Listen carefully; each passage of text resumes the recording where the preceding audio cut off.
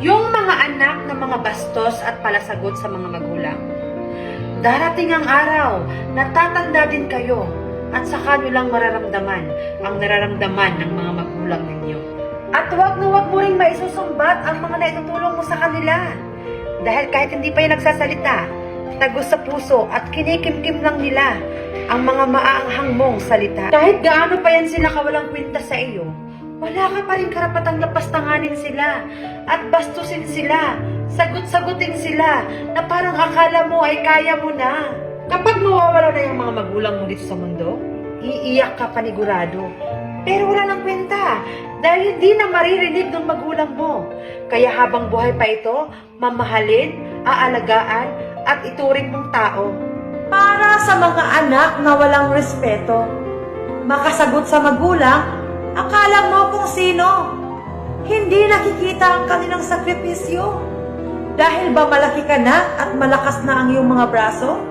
Kaya ganyan na lang ba ang trato mo sa mga magulang mo? Ang pagpatak ng luha ng ating mga magulang. Minsan tayo lang din ang dahilan. Hindi natin napapansin na sila ay naghihirapan.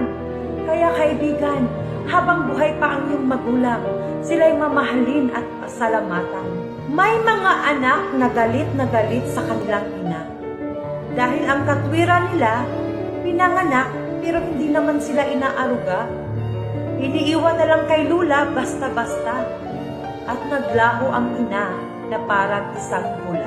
Mga anak, kahit anong galit nyo pa sa inyong mga magulang, kahit isumpa nyo pa at kakalimutan, hindi pa rin mababago ang katotohanan na galing kayo sa kanyang sinapupunan. Bali-balik na rin man ang mundo, sila pa rin ang inyong magulang. Kapag sila'y nawawala na sa mundo, iiyak ka panigurado. Magdradrama at sa kabaong na kayo ko. Pero huli na ang lahat dahil hindi na naririnig ng magulang mo. Kaya kaibigan, habang buhay pa ito, magpatawad at buksan ang iyong puso.